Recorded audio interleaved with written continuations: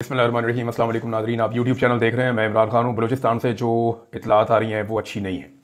अभी मेरी कुछ दोस्तों से बात हुई जो बलूचिस्तान में रहते हैं और मुख्तलिफ इलाकों में वो ट्रैवल करते रहते हैं। कुछ दोस्त हैं जो वहाँ पे कारोबार करते हैं, कुछ सहाफ़ी दोस्त हैं। वो सब ये बता रहे हैं कि चंद इंसिडेंट गुज़िश्ता चंद दिनों में जो हुए हैं, उन वाक़यात के बाद अब बलूचिस्तान की जितनी बड़ी शाराएँ हैं वो तकरीबन बंद है। कोयटा से सिब्बी जाने वाला रास्ता बंद है, आवारान की तरफ जाने वाला रास्ता बंद है, तुरबत वाला रास्ता जो है वो भी बंद है, कोल्लू वाली साइड वो भी बंद है। जो आपका एक मेन रोड चलता है योब वाला, वहाँ पे भी जो है वो शाम के वक्त ट्रैफिक बंद हो जाती है और दिन में भी बहुत कम ट्रैफिक है। इसके अलावा जो कोस्टल हाईवे है वो भी महफूज नहीं समझी जा रही। गवादर की तरफ जो रास्ता जाता है, जो तफ्तान रोड है, ये बहुत सारे रोड्स ऐसे हैं जिनके ऊपर अब बताया जा रहा है कि लोग ट्रैवल नहीं कर रहे और एक अनअनाउंस्ड किस्म की कर्फ्यू वाली सूरत हाल है बलूचिस्तान में। कारोबारी ज़िंदगी रुका हुआ है और तमाम लोग अपने कामों पे भी नहीं जा पा रहे। कोयटा के लोग, ऐसा लगता है कि शायद कोयटा के अंदर मैसूर है। ये खौफ की एक फिजा बनी हुई है। दहशतगर्द चाहते क्या है? वो अपना टारगेट अचीव करना चाहते हैं और उनका जो टारगेट है वो खौफ पैदा करना है, लोगों को डराना है। अब इस वक्त ISPR का एक स्टेटमेंट है, उनकी जानिब से जो इन्फॉर्मेशन आई वो है, और दूसरी जानिब दहशतगर्द भी जो है वो अपने नेटवर्क के जरिए से अपनी इन्फॉर्मेशन फैला रहे हैं। अगर आप दोनों की बातों को एक साइड पर रख के सिर्फ एनी शाहिदीन की बात सुने तो एनी शाहिदीन ने जो नक्शा खींचा है इस सारे दहशतगर्दाना हमले का, वो बड़ा खौफनाक है। यानी सिंपली अभी एक और मैं एनी शाहिद की बात सुन रहा था, मेरे पास मेरे अपने मोबाइल फ़ोन में मेरे दोस्तों ने कुछ इंटरव्यूज़ करके भेजे हैं। वो जर्नलिस्ट हैं, वो ये कहते हैं जी हम तो अपने टीवी चैनल्स पे चला नहीं सकते, ना अपने सोशल मीडिया पे ये डाल सकते हैं। तो ये आप देखिए कि ये किस तरह की बातें कर रहे हैं। अब एनी शाहिदीन जो है वो ये बता रहे हैं कि दहशतगर्द जिस वक्त उन्होंने कंट्रोल कर लिया ट्रेन पे, तो उसके बाद वहाँ पे तकरीबन कोई दहशतगर्दों की तादाद 25 से 30 के करीब थी, इससे ज़्यादा नहीं थी उस वक्त जब कंट्रोल कर लिया। उससे पहले जो दहशतगर्द थे वो बाद लोगों ने रिपोर्ट किया वो बहुत ज़्यादा थे, लेकिन जब ट्रेन रोक ली, पहला मरला हो गया, तो बहुत सारे लोग चले गए। और फिर रात गए जो दहशतगर्दों की तादाद थी तकरीबन कोई 30 से जायद, उनमें से 20-25 अफराद, 20 से 25 वो ये कहते हैं कि वो वहां से निकल गए और उन्होंने पीछे 5 से 6 अस्करियत पसंद जो है उनको छोड़ दिया, BLA के लोगों को, और उनको ये कहा कि जनाब हम आपको सलाम पेश करते हैं, आप लोग शहीद हो जाएंगे। अच्छा, 5 से 6 बंदे उन्होंने वहां पे छोड़े और इन बंदों के साथ फिर लड़ाई होती रही है फोर्सेस की। और इन 5-6 बंदों के बारे में ये बताया जाता है जो लोग वहां से भाग कर गए, जिन्होंने अपनी जान बचाई, वो ये बताते हैं कि जब FC या पाक फौज के लोग या दूसरी जानिब SSG कमांडोज जो आए थे, वो जब इन्हें एंगेज करते थे तो ये ट्रेनों के नीचे घुस जाते थे और वहां घुस के अपनी जान बचाते थे। बाद औक़ात ड्रोन्स आते थे तो ये नीचे घुस जाते थे और ये फायरिंग करते थे। इसमें वो कहते हैं जी हमें मौका मिलता था और हम थोड़े थोड़े करके वहां से भागते चले गए और इस तरह हम लोग वहां से रेस्क्यू हुए हैं। यानी जैसे जैसे हमें मौका मिला हम वहां से भागते गए। अब ये जो दहशतगर्द वहां से निकले उनके बारे में इत्तला आ रही है कि वो अपने साथ कुछ अहम लोगों को ले गए थे और वो शायद उनके पास यरगमाल है। अब इसमें दो मौक़िफ़ है, एक हुकूमत की साइड का मौक़िफ़ है या ISPR का, वो ये कहते हैं कि हमने उन दहशतगर्दों को भी मारा जो टोलियों की शक्ल में वहां से निकले। दूसरी जानिब जो है वो कुछ सोर्सेज ये बता रहे हैं कि अभी भी कुछ लोग लापता हैं, उनके बारे में पूरा डाटा अभी तक कंपाइल नहीं हुआ है। तो जब तक हमें पता नहीं चलता, पूरा डाटा नहीं आता, हम कुछ कह नहीं सकते कि तमाम लोग बाजियाब हुए या नहीं हुए। अच्छा, इन्होंने बताया कि जी सराइकियों को, पंजाबियों को, सिंधियों को, बलोचियों को और फौजियों को अलग अलग कर दिया गया और फिर उसके बाद जो है वो लोगों को कत्ल भी किया गया और बाद में सारी रात फायरिंग होती रही और सुबह 6 बजे के करीब उन्होंने बताया कि सिचुएशन फिर बदलना शुरू हुई और हम वहां से भागे हैं।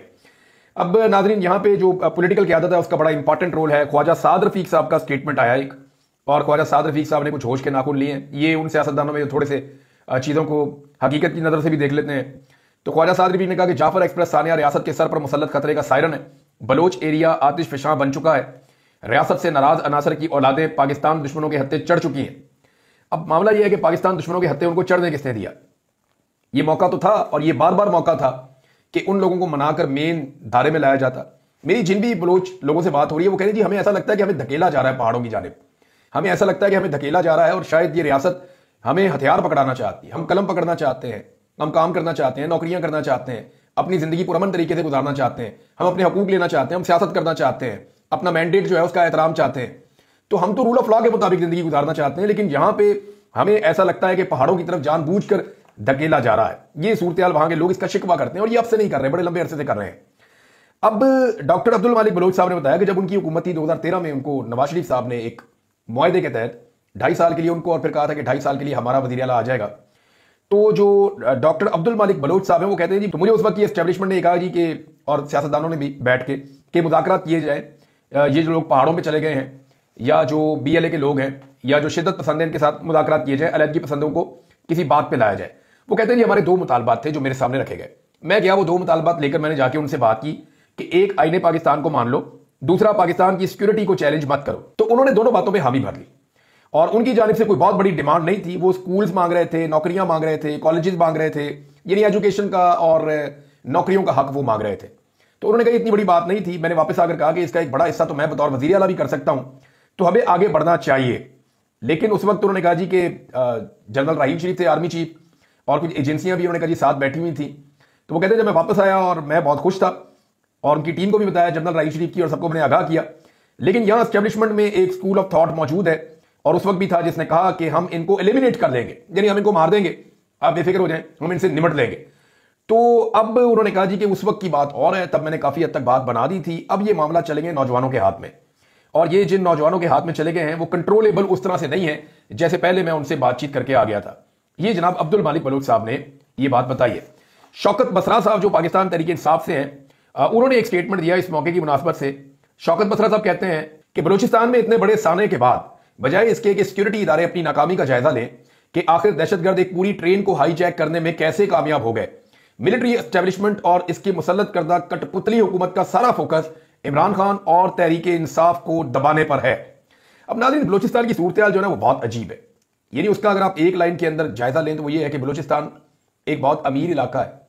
यानी अगर उसकी सरजमीन के अंदर आप देखें तो दुनिया भर की मादनियात हैं। लिथियम वहां पे है, कॉपर वहां पे है, सोना वहां पे है, वहां पे गैस वहां निकलती है, पेट्रोलियम वहां निकलता है, तो धातुओं से भरा पड़ा है। रेयर अर्थ एलिमेंट्स जो हैं वो बलूचिस्तान में मौजूद हैं। तो बलूचिस्तान एक बड़ा अमीर तरीन खित्ता है। यानी अगर अमारत के हिसाब से देखा जाए तो जमीन के अंदर से बलूचिस्तान बहुत अमीर है, सबसे अमीर है, इस खित्ते में सबसे अमीर है। लेकिन अगर आप जमीन के ऊपर देखें तो बलूचिस्तान सबसे गरीब है। ना उनके लोगों के पास खाने के लिए है कोई ठीक तरीके से, ना ढंग के उनके पास कपड़े हैं, ना ढंग के उनके पास घर है, ना उनका कोई लिविंग स्टैंडर्ड है। गैस निकलती बलूचिस्तान से, इस्तेमाल लाहौर के डिफेंस में होती है। यानी वहां बलूचिस्तान में जहां से गैस निकलती है वहां लोग लकड़ियां जलाते हैं। अब इन महरूमियों के साथ अगर आपको लगता है कि वो आपकी सारी बातें मानेंगे तो बलूच बड़े आजाद ज़हनियत के लोग हैं। आप बलूचों को कह लें, अफगानों को कह लें, ये बहुत आजाद ज़हनियत के लोग हैं, ये गुलामी कबूल नहीं करते, इसीलिए ये गले पड़ जाते हैं। इनके साथ बैठ के ही बात करनी पड़ेगी। बहरहाल इमरान खान साहब का एक फर्क था मौजूदा हुकूमत से और शहबाज शरीफ और इमरान खान का जो वाइड फर्क, सिंपल मैं इस मामले में दहशतगर्दी के मामले में कहूं तो वो ये था कि इमरान खान साहब दाखिली मामला, दहशतगर्दी के इशूज और इस हवाले से जो पॉलिसीज हैं उनमें दिलचस्पी लेते थे और दिलचस्पी दिखाते थे। उनका अपना एक वाकिफ होता था, उनकी अपनी एक ओपिनियन होती थी। जबकि शहबाज शरीफ साहब जो है वो बिल्कुल एक गैर मुतल्लिका शख्स की तरह डील किए जाते हैं कि कल आपने फलां जगह पे जाना है और ये रही आपकी तकरीर, ये बातें आपने वहां जाके कर लेनी है। तो शहबाज शरीफ साहब वहां जाके वो वाली बातें कर लेते हैं। अब वहां जाके किसी ने शहबाज शरीफ साहब के कान में डाल दिया जी कि एपीसी का मुतालबा आ रहा है कि आप वहां जाके जो है वो ऑल पार्टीज कॉन्फ्रेंस कर दें। तो शहबाज शरीफ साहब ने कहा ठीक है, ऑल पार्टीज कॉन्फ्रेंस भी कर देते हैं। एमक्यूएम ने भी इसके ऊपर मुतालबा कर लिया। पाकिस्तान तहरीक इंसाफ ने भी ऑल पार्टीज कॉन्फ्रेंस का मुतालबा कर दिया। लेकिन उन्होंने कहा जी कि ऑल पार्टीज कॉन्फ्रेंस अगर आपने कर दी है तो फिर इमरान खान को भी इसमें शामिल किया जाए, उन्हें पैरोल के ऊपर जेल से बाहर निकाला जाए और लाकर बिठाया जाए ताकि ऑल पार्टीज कॉन्फ्रेंस के अंदर वो अपना नुक्ता नजर दे सके। देखिए, इमरान खान वो वाहिद आदमी है जो पाकिस्तान के चारों सूबों में यकसा तौर पर मकबूल है। आजाद कश्मीर में भी, गिलगित बल्तिस्तान में भी और पाकिस्तान के चारों सूबों में भी सबसे ज्यादा वोट इमरान खान साहब को पड़े। तो एक ऐसे लीडर को जेल में रख के आप कौमी इशू के ऊपर कोई हल नहीं निकाल सकते। यानी पाकिस्तान तहरीक इंसाफ ये तो नहीं कह रही कि इमरान खान को छोड़ दें, वो ये कह रही है कि जब आप ऑल पार्टीज कॉन्फ्रेंस बुलाएं तो ये मौका इस पर आपको बुलानी चाहिए। लेकिन हुकूमत इससे भाग जाएगी जो मुझे नजर आता है, क्योंकि इमरान खान का सामना नहीं कर पाएंगे ये सारे मिलकर भी। इमरान खान साहब अगर जेल से निकल कर आकर बैठते हैं तो सारी तवज्जो इमरान खान की तरफ होगी, सारी बातें इमरान खान साहब की सुनी जाएंगी और अगले एक महीने जितने टॉक शोज हैं वो इमरान खान पे ही होंगे और पूरी दुनिया का मीडिया इमरान खान की एक झलक देखने के लिए तरफ जाएगा। ये सबको पता है। और ये जो एस्टेब्लिशमेंट है ये तो कभी भी ऐसा रिस्क नहीं लेगी कि इमरान खान साहब को बाहर निकाल के जो इतना बड़ा अपने लिए एक हवा क्रिएट कर ले। भारत वो ये कह रहे हैं कि इमरान खान साहब को बाहर निकालें और उनको लेकर आए ऑल पार्टीज कॉन्फ्रेंस में, उनको शामिल किया जाए। इससे पहले मैंने आपको बताया कि अख्तर मेंगल साहब और महमूद खान अचकज़ई साहब की तरफ से बात आई है, पहले फजल रहमान साहब की तरफ से भी आ रही थी। तो इमरान खान साहब को जेल में जाकर मिलेंगे और वो मिलना चाहते हैं और इमरान खान साहब से मिलकर इन मामलों को हल करना चाहते हैं। देखिए, इमरान खान का अपना एक ओपिनियन है, वो हमेशा ये कहते हैं कि रिट ऑफ द गवर्नमेंट होनी चाहिए, उसको ताकत के साथ कायम करना चाहिए, लेकिन मुज़ाकरात का दरवाजा कभी बंद नहीं करना चाहिए। हर मसले का एक सियासी हल होता है, वो तलाश करते रहना चाहिए और लोगों की महरूमियों को दूर करना चाहिए। अब अगर आप इस तरफ चलेंगे तो आपकी बचत होगी, आप नहीं चलेंगे तो फिर आपकी बचत नहीं होगी। आलिया हमजा साहिबा ने एक स्टेटमेंट दिया, उन्होंने कहा जी इमरान खान एक छींक भी मार देता है ना तो 8 हुकूमती वजीर लगातार प्रेस कॉन्फ्रेंस करते हैं, सारा दिन प्रेस कॉन्फ्रेंस करते रहते हैं। लेकिन जाफर एक्सप्रेस पर हम उनसे कहते रहे कि कौम को ब्रीफिंग दें, अगला एक्शन प्लान शेयर करें, लेकिन 48 घंटों में एक प्रेस कॉन्फ्रेंस भी हुकूमती वज़रा की जानिब से नहीं की गई।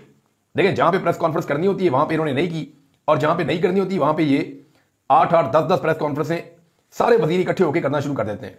तो इमरान खान का एक फोबिया है।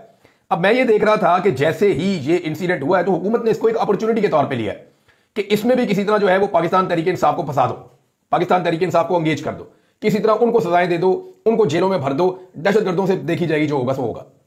अब एक और नया बयानिया नाज़रीन फैलाया जा रहा है। ये हुकूमत के कुछ जो सहाफ़ी हैं वो या एस्टेब्लिशमेंट से करीबी ताल्लुक रखने वाले जो जर्नलिस्ट हैं वो ये कह रहे हैं कि इस वक्त जो तनकीद है इदारे के ऊपर या इंटेलिजेंस एजेंसियों के ऊपर वो दहशतगर्दों का साथ देना है।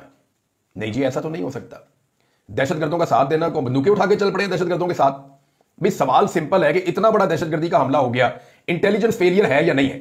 और अगर ये इंटेलिजेंस फेलियर है तो कौन से इंटेलिजेंस वाले इसके लिए जिम्मेदार हैं, और जो जिम्मेदार है उनका एहतसाब किया जाए ताकि आइंदा इस तरह के वाकये से हम बच जाएं।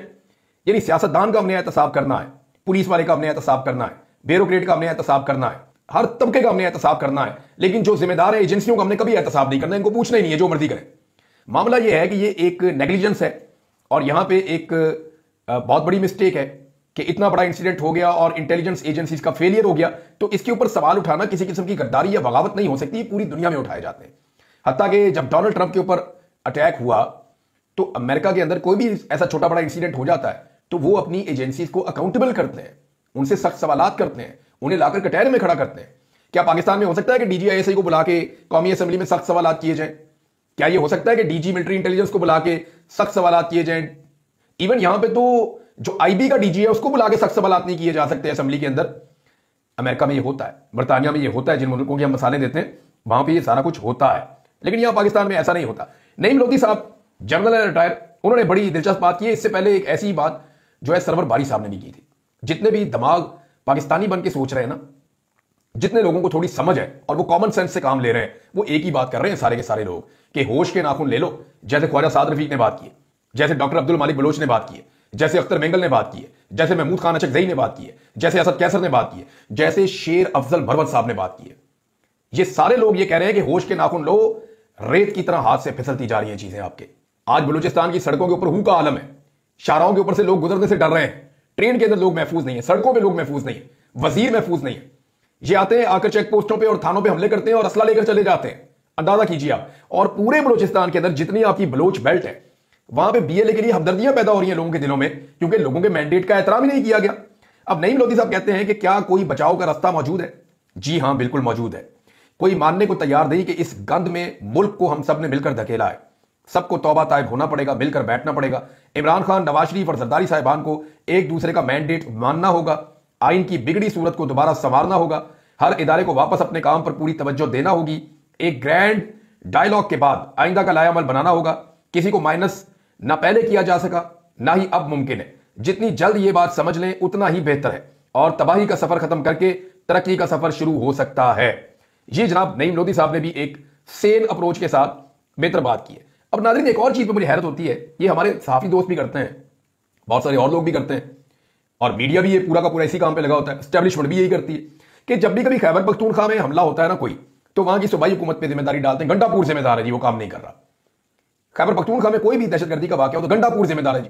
लेकिन आपने कभी सुना मीडिया में कि सरफराज भुट्टी जिम्मेदार है, या इन्होंने आवाज उठाई हो या कोई ऐसी बात की हो? यानी अगर खैबर पख्तूनख्वा में वाकया हो जाए तो गंडापुर जिम्मेदार है या पाकिस्तान तहरीक इंसाफ की हुकूमत और इमरान खान जिम्मेदार है। लेकिन अगर यही वाकया किसी और सूबे में हो जाए तो दहशतगर्द भारत, रॉ और पाकिस्तान तहरीक इंसाफ जिम्मेदार है। अंदाजा कीजिए आप कि उधर भी पाकिस्तान तहरीक इंसाफ को फिट कर देते हैं। इस मुनाफत के साथ हम दहशतगर्दी की लड़ाई में कौम को इकट्ठा नहीं कर सकते। ये आप मेरे से लिख कर ले लें कि दहशतगर्दी के खिलाफ जो लड़ाई चल रही है इसमें कौम कभी इकट्ठी नहीं हो सकती जब तक आप भारत को, रॉ को, अफगानिस्तान को और PTI को जो है वो इकट्ठा सामने रख के और रगड़ा सिर्फ PTI को लगाते रहेंगे, तब तक कभी भी आप इस दहशतगर्दी की वेव में से नहीं निकल सकते। नाज़रीन, दो खबरें मैं आपके सामने और रख देता हूं। एक खबर नाज़रीन आसिफ अली जरदारी साहब के हवाले से है। जरदारी साहब ने और बिलावल ने जो झूठ बोला कि उन्हें बड़ी फिक्र है, उन्हें इस बात की फिक्र है कि जनाब हमारे साथ बड़ी ज्यादती हो गई और सिंध का पानी जो है वो इधर हो गया तो उधर हो गया। तो मैं आपको एक अकाउंट दिखा रहा हूं, ये देखिए, ये सदर पाकिस्तान का अकाउंट है, द प्रेसिडेंट ऑफ पाकिस्तान। इसके आगे जो ब्लू टिक होता है वो ग्रे कलर का है। इसका मतलब यह है कि ये ऑफिशियल अकाउंट है उनका, और इसको जो ट्विटर है या एक्स है वो इसको एक्सेप्ट करता है कि ये सदर पाकिस्तान का अकाउंट है। इसके जो फॉलोअर्स हैं उनकी तादाद भी कोई 7.25 लाख के करीब है। ये आरफ अलवी साहब के टाइम पे भी था मेरे ख्याल में, और ये वही आसिफ अली जरदारी साहब भी उनकी टीम इस्तेमाल करती है। अब ये अकाउंट क्या बता रहा है, ये जरा आप खबरें देखें। इस अकाउंट के मुताबिक 8 जुलाई 2024 को आसिफ अली जरदारी साहब ने एक मीटिंग ली थी और उस मीटिंग में आसिफ अली जरदारी साहब ने जिन नहरों के बारे में अभी ये मगरमच्छ के आंसू बहा रहे हैं ना, वो ये कह रहे हैं कि सिंधियों का पानी चोरी किया जा रहा है या सिंधियों के हक पे डाका डाला जा रहा है, ये डाका आसिफ अली जरदारी साहब ने खुद डाला था। और जो प्रेसिडेंट ऑफ पाकिस्तान है उनके अकाउंट के ऊपर जो ट्वीट हुए हैं मैं आपको पढ़ के सुना दूं। नंबर 1, ग्रीन पाकिस्तान मंसूबे के लिए 6 स्ट्रेटेजिक नहरों की तामीर की जाएगी। स्ट्रेटेजिक नहरों में चश्मा राइट बैंक, कच्छी, रेनी, ग्रेटर थल, चोलिस्तान और थर कैनाल शामिल हैं। नहरों से मुल्की काबिले काश्त रकबा, लाइफ स्टॉक और माहीगीरी की सलाहियत बढ़ाने में मदद मिलेगी। दूसरा, जनाब जरदारी साहब कह रहे हैं कि सदर मुमलिकत की ग्रीन पाकिस्तान मंसूबे के लिए स्ट्रेटेजिक नहरों पर काम शुरू करने की हदायत। ये 6 नहरों पर जरदारी साहब खुद हदायत दे रहे हैं कि फौरन काम शुरू करो। जरदारी साहब खुद कह रहे हैं कि ये नहरें बहुत जरूरी हैं।